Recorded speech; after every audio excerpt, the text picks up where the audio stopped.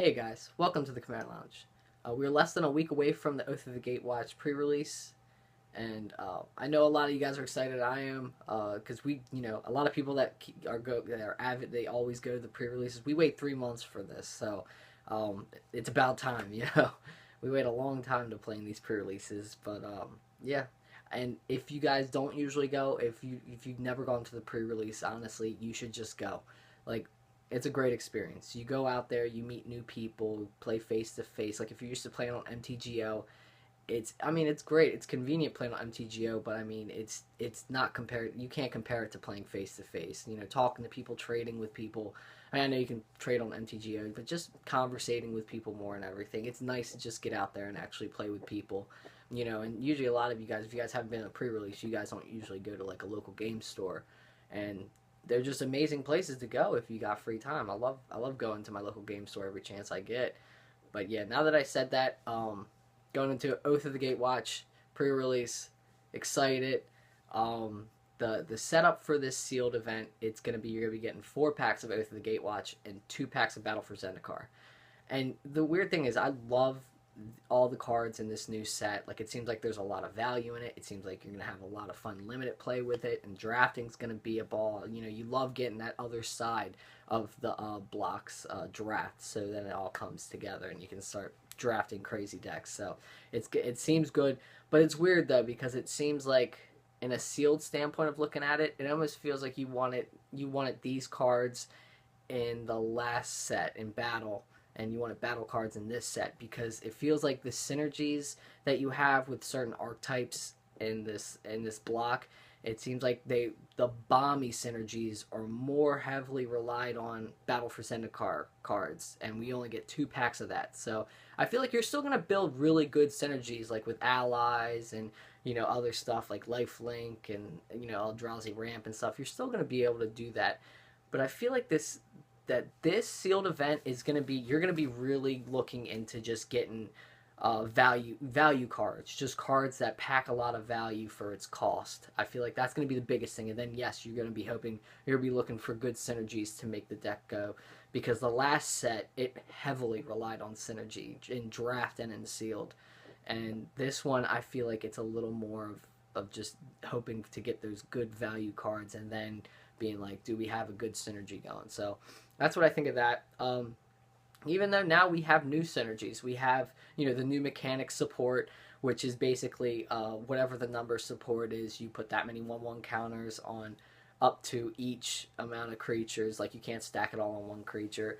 So, and then we have cohort, which is, a lot of people were underwhelmed by cohort, but with all like the allied token producers and stuff, I think it's amazing. And cohort is when you tap the initial cohort creature down, then you tap down an ally creature, and then an ability happens from it. And I really think that that's actually going to be really good, even an aggressive build where you don't really want to tap your creatures down. I think the synergy is going to be pretty good. And the last one's Surge.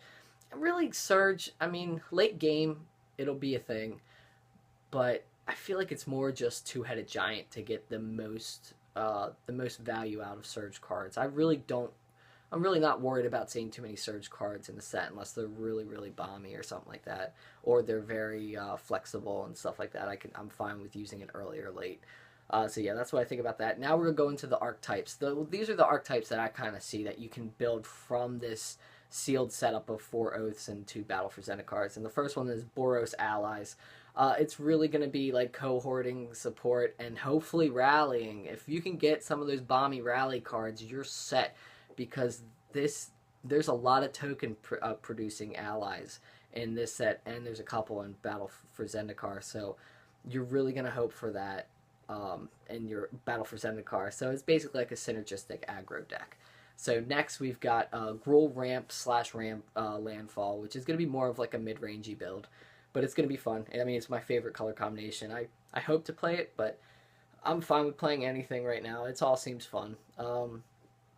The next archetype I put down is Rakdos Eldrazi Aggro, and the reason why I say that is that there's a lot of Eldrazi cards that say, like, whenever a colorless creature enters the battlefield, this happens, and all these little Eldrazi there's a bunch of them that say it. Like, it's crazy. And in the black red, you can get a good couple of them that really kind of hurt your opponent once you start spitting out all these little aggressive Eldrazi creatures. So that's what I got for Rakdos. And then we have Orzhov. You can either build it aggro or kind of more like a mid-rangey life gain synergy deck. I mean, once again, the life gain, you're going to have to rely more on the Battle for Zendikar packs for the real bomby synergies for it, but it's still pretty good. Then we have Simic. I just put mid-range. Simic almost feels like it's lost in the identity in the past two sets. It just seems like kind of like rampy, maybe like a rampy kind of tempo deck or something. Ramp out quick, put out something big, and then kind of get all your permission and stuff. So I guess that's what it could be. Golgari is the same way with me. I just put mid-range also. I really didn't know what to really put. But with Izzet's nice because you can do tempo. You can get something fast out, do some attacking, and then kind of, with your permission and removal, kind of do what you need to do. Or you could do it with Surge aggro, which would be more along the lines of a two-headed giant game. But I'm more look for just a good tempo strategy. So yeah, and then we have Selesnya. You're going to be cohort and you're going to be supporting. You're going to want to go wide with allies. It seems great. It seems like a good idea. So that's what I think of Selesnya. Azorius, I think flying tempo is a good strategy. Get out early flyer, then answer everything. Or awaken synergies. There's a lot. There's cards that actually don't say awaken in this set, but they do. There's like creatures that actually awaken in response to like an ability or something, or them dying or something like that. So you'll see a couple of the cards in a second. But I think that's really cool, like the Awaken. I love the Awaken mechanic. I mean, it's a little risky, but I think in a game like Sealed, with you get a lot of lands, usually the game's going long anyways, it seems solid. So yeah, and now we have Dimir. I don't really like that color. I mean, you could be aggressive with it. You can do like a tempo strategy with it. You can try to do ingest processor. It's going to be tough because you don't have much ingesting enablers in this new set. I think there's like one. So you're going to really hope to open them in Battle for Zendikar. I'm just not really into that. I really hope I don't get good colors in blue. Well, I mean, at the same time, blue and black is blue cards. They have some fast flying creatures that come out, and black's got great removal. So, I mean, that combination right there is not bad. If you just get the ingest processor synergy with it, then you'll be great. But now we go into 3 color combinations that you could build. Because a lot of times with Sealed, you get in a funky spot. I know I got in it last time, where you want to go like 2 colors because it's more, when you build a deck with 2 colors, it's more consistent. But it is sometimes you don't even have enough cards to fill it out, and you get frustrated and you're looking at the other colors and seeing what you can do, or you're seeing if you can build a 3-color deck. So if you're in a spot where you can build a 3-color deck, these are the spots I'd like to be in, and that's first one's Grixis. It's going to be a lot like just the Rakdos strategy. It's going to be just little Eldrazi aggro, kind of crazy synergy that they have with each other, which whenever a colorless creature comes in, it gets this and this and this and this, and that it just gets crazy if you go wide with those little Eldrazi creatures. So I like that, and I like Naya allies again. You're going to have to get a little help from Battle for Zendikar, but when you're going wide, you really want that green to support. Like, the support gets crazy in green. And then you also have that one bomb in, I forgot what it was, Battle for Zendikar, that basically, like, overruns everybody or something like that. It's just really good. And then another thing, you have to get crazy, crazy, crazy lucky for this, especially in Sealed. But you could go mono green Eldrazi ramp, which is nice, which you want to go more on the colorless, have a lot of colorless route than just good ramp cards. And then, when I mean ramp cards, I mean like cards that just make scions, because that's ramp right there. I mean, you give them all up for just something crazy big that's hard to answer and stuff. It's just great. So yeah, those are the archetypes that I thought would be pretty good for this pre-release. If you find the opportunity to build it, build it. I think they'll compete pretty well. So now we're going to the cards I like for the pre-release. I only got 2 rares because usually a lot of times when you're building Sealed or Draft, your deck's going to mainly be good because of your commons and uncommons. But I do have 2 rare cards that I want to share with you. And the first one is Reality Smasher. He's 5 colorless for a 5/5 trampling haste. Whenever Reality Smasher becomes the target of a spell an opponent controls, counter that spell unless its controller discards a card. This card is fantastic. It is you know, it's going in every single deck you build. It doesn't matter what you're building. If you open this as a rare, it gets slammed in, and it's a great aggressive card. And I also like it because for people to answer it, they have to give up a resource. So it's almost like 2-for-1ing them. I really love this card. It's going to do work in draft. And, well, it's going to do work in just limited. It might even do work. Well, I would imagine it's going to do work in standard, but we'll see. So the next card I'm going to get into is Spatial Contortion. And it's just 2 colorless. Target creature gets +3/-3 until end of turn. This is the best removal in the set. And the only reason why it's the best removal in the set is because it's colorless, because it goes in every single deck. If you open this, no matter what, it's going to be the first card that goes in your deck. It's just ridiculously good. I forgot what it was called. I think it's called Nameless Inversion or something like that. But it's this card, except it's colorless. And that card did work in Limited. So next card is Allied Reinforcements. White and 3 colorless. Put 2/2/2 white knight allied creature tokens onto the battlefield. This card's going to do work because it's going to help you cohort easier. And it's also going to be great if you have those rally creatures for Battle for Zendikar, so you can just synergize like crazy. And it's also good to go wide and support in the future. So it's going to be one of those cards that you're definitely going to be slamming into your decks when you build. Alright, so next card is Immolating Glare. One colorless, one white. Destroy target attacking creatures in the sealed. Everybody, creatures attack you. You want to destroy them. Just don't do it too early, unless you're really up against it, because there's going to be bigger things coming, or hopefully you get a bunch of them, because that'd be amazing. So next card is Isolation Zone.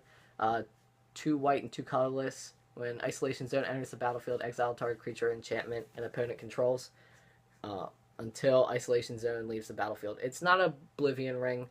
It's still an amazing card. It's still great removal. So yeah, that's why I like it. Next card, Core Sky Climber. This card's amazing. It's 1 white and 2 colorless for a 3/2, and you can pay a white and colorless to give her flying. This is really important. It's going to go in your allies deck, and it's going to go in your white-black deck. It's a great mana sink. It's a crazy card. It's gonna start out being pretty aggressive, or if your opponent's being aggressive, it's gonna get there in the skies later on in the game. I really like these kinds of cards. Then next we have Make a Stand, which is 1 white and 2 colorless. Creatures you control get 1/0 and gain indestructible until end of turn. This is awesome. You can play this offensively and defensively. It's a great card. You can win games with this. You can just mess up combat. It's a combat trick. It messes up the math and everything. It's just fantastic while keeping your creatures alive. It's great. And next we have Step Glider, which is 1 white and 4 colors for a 2/4 flying vigilance. You can also pay 1 white and 1 colors to give target creature with a 1/1 counter on it, flying and vigilance until end of turn. Guys, this lets you take your awakened creatures and take them up in the air. It's awesome. Like, I know there's another card that does that, but what's really cool about this is that it gives it vigilance also, so you can attack with it, then you can tap it down to use for mana. I love Step Glider. It's a great card. You open it, you play it. You need to play this card. Next is Wall of Resurgence. 1 white, 2 colors for a 0/6 defender. But when it enters the battlefield, you may put 3/1/1 counters on target land you control. If you do, that land becomes a 0/0 elemental. It's a wall that awakens. It's awesome. You get 2 creatures for the price of 1. It's what you want. Like, it's very valued. I love that. I love this card. So next card I like is Containment Membrane. 1 blue, 2 colorless. You can search for 1 enchant creature. Enchant creature doesn't attack during its controller's untap step. Blue never really has fantastic removal, but this is like your pseudo removal in blue, so you want to run it if you're playing blue. Next we got Cyclone Sire, which is a colorless and 4 colorless and 1 blue for a 3/4 flyer. And when this guy dies, you may put 3/1/1 counters on target land. It becomes 0/0 elemental. It dies. It kind of replaces itself. So it awakens a land once it dies, which is pretty cool. I really like this card. I think it's going to do work in Limited also. Next is Gravity Negator. 1 blue, 3 colorless, 2/3 devoid flying. Whenever Gravity Negator attacks, you may pay a colorless. If you do, another target creature gains flying until end of turn. It's always great to just, especially if you're going the aggressive route and you're not running too many flyers, you could just use this to just enable more flying creatures to just bash it in the air. So I love this card. Next is Oblivion Strike. 1 black and 3 colorless. Exile target creature. I mean, this is probably, if you're playing black, this is probably going to be like the first card you put in, because you'll probably open a good amount of these because it's in common. You're going to be seeing a lot of it. It's, even though it's sorcery speed in limited, this is a card. Especially exiling is great. Exiling is good because you can synergize with processor cards, so that's a plus. So next we got Sky Scour, and it's 1 black, 1 colorless for a 1/2 flying. Whenever you cast a colorless spell, Sky Scour gets +1/+0 until end of turn. That's awesome. This is going to be in that Rakdos strategy where you want to go really fast and do all kinds of colorless synergies, and this will do that. Next is Visions of Brutality. I really like this card. It's 1 black, 1 colorless. It's an enchantment aura. Enchant creature can't block. Okay, so now we're going to be even more aggressive because this creature can't block. Okay, well, what if it's a big fatty and it's just attacking in? Well, whenever he attacks, he's going to lose that much damage. So not only am I going to take like 5 damage, you're going to take 5 damage. So it's real good in aggressive strategy, because not only do you make it also your creatures have pseudo evasions because they can get around that one big creature, but also when that creature Hulk smashes in, he's Hulk smashing himself too. It's just great for an aggressive strategy. Love the card. Next is Grasp of Darkness. This is a reprint, 2 black. Target creature gets -4/-4 until end of turn. Maybe the second best removal in the set. It's just really good. I mean, Grasp of Darkness was good back then. It's great now.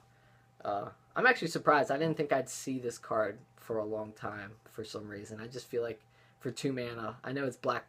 It's color intensive, but I didn't think I'd be seeing -4/-4 for 2 for a while. But I was wrong. Next, Reality Hemorrhage. 1 red, 1 colorless. Reality Hemorrhage deals 2 damage to target creature or player. It's an expensive shock. I love red, and seeing this card makes me sad. So, it's our removal, so we're going to use it. Next is Devour in Flames. A little better. 1 red, 2 colorless. As additional cost to cast Devour of Flames, return a land you control to its owner's hand. Devour of Flames deals 5 damage to target creature or planeswalker. No, it doesn't go to the face. That'd be way too good. But it's going to definitely kill the creature, I think. A lot of people are going to look at it and be like, hey, but you're returning a land to your hand. That's slowing you down. Well, in red and green, this is going to be your removal that you want, because it's going to enable landfall, and that's why you like this card. So next is Netcaster Spider. I believe this is a reprint, because I believe the last time I saw this, I was like, oh my god, this card's broken for limited. Like, it's really, really, really good for limited. It's an auto. You're just slamming this in your deck if you're playing green. And it costs 1 green, 2 colors for a 2/3 reach creature. Whenever Netcaster Spider blocks a creature with flying, Netcaster Spider gets +2/+0 until end of turn. So for 3 mana, it's a 4/3 blocking the skies. That's insane. That's really, really, really, really good in green. Next card we have that I like is, this may be like one of my favorite cards for some reason. It's really weird, and it's Tajuro Path Warden. It's a green 4 colorless for a 5/4 Vigilance Trampling Elf Warrior ally. Yes, it's 5 mana for a 5/4. Not impressive, to say the least, but Vigilance and Trample's nuts. Being able to attack with it and then block with it the next turn is really, really, really good. I was actually kind of surprised to see this card. This is like that single value card that you're going to see and you're going to go, this auto include. Like, I really love this card. I think it's a great card. For sealed, of course. Next card, Flare Drone. It's Rakdos and 1 colorless for a 3/1 first striker. And whenever another colorless creature enters the battlefield under your control, target opponent loses 1 life. If you want to go the Rakdos strategy, this is the card that you hope to open for the Eldrazi, crazy Eldrazi aggro. Because this card is devastating in that deck. It's a great card. It's aggressive, first strike and 3/1. Oh my god. And just the colorless, it's great. Next we have Cliffhaven Vampire. It's Orzhov, 2 colors for a 2/4 flying vampire ally. And whenever you gain life, each opponent loses 1 life. Not only is this going to be great in Commander, but it's also going to be great here because, I mean, even though the life gain's not going to be crazy important with only 2 Battle for Zendikar packs, because there's more bomby creatures and stuff that synergize better with life gain. But I mean, this is going to be one of those cards that are kind of going to tempo the other player out. I mean, and the creature itself is just great for 4 for a 2/4 flying with this ability. It's really good. So next card is Reflector Mage. He's Orzhov, 1 colorless, 2/3. This card is like it's essentially removal. When he enters the battlefield, he returns target creature to its owner's hand, but the creature's owner can't cast that spell until they're not that turn, but the turn after next. So it kind of time walks you, you know. I mean, it doesn't let you play that. You don't have to worry about seeing that crazy creature the next turn, and it'll give you time to hopefully get like a counter spell or removal to answer it. I love the card. The card's amazing. And next card is Storm Chaser Mage. It's Izzet colors, 1/3 flying haste prowess. I mean, this card has implications for maybe being in modern and legacy maybe. The card's great. It's just it's really really good. I mean, it's exactly in the colors that it wants to be in. Even though usually 1/3 flyers aren't good for red and blue.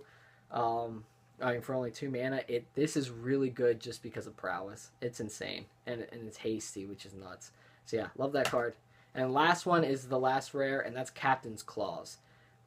Even if you're not playing allies, if I open this, I'm just probably putting this in any deck I build, just because going wide is great, and especially in like any type of limited format, going wide's always a good strategy. You know, it's 2 mana. You pay 1 to equip. Equip creature gets +1/+0. Whenever equipped creature attacks, put a 1/1 white core ally creature token onto the battlefield tapped and attacking. Like, just be able to do that every turn can kind of mess with the math of blocking and stuff, being able to, because you'll be playing more stuff and always be like, I'm going to be getting a 1/1 token every time too. I really like this card. So yeah, those are the cards that I like. Now we're going to go into how to prepare for the pre-release. And with me, I make sure I eat a good breakfast because it's a long day. You're playing for like maybe 6 or 7 hours, something like that, and that's not even putting into account if you're playing Commander before and after or either one. So yeah, make sure you eat good food, get good sleep, and then make sure to come in early to see if there's any Commander games going on, because that's, if you guys love Commander, what's better than playing Magic before playing Magic? It's fantastic. It's win-win. So next, bring paper and pen, or if you have a good iPhone or a good phone that you can do life totals on, do that. I think it's always important to keep track of life totals just in case, so you don't have to worry about calling like a judge over or something like that. So you can do that. Next, I'll bring your trade binders. Don't bring your whole collection. Bring what you're ready to let go of, and just go from there. And then next, you want to bring sleeves to protect the money cards, especially in this set. There seems like there's a lot of cards that are definitely hinted towards being played in eternal formats, so definitely make sure to keep track of that and protect your cards. Next, if you guys don't have a food place around there to buy food and drinks, make sure to bring them, because once again, it's like a 6 to 8 hour day depending. So yeah, I hope this helps you guys. I hope you guys enjoyed these tips for this upcoming pre-release. Let me know what you guys think. Let me know if I missed a certain type of archetype that you can build for sealed. So yeah, just let me know what you guys think of this video. Hopefully it helped you guys. So yeah, like, favorite, and subscribe, and take it easy, guys. Bobble.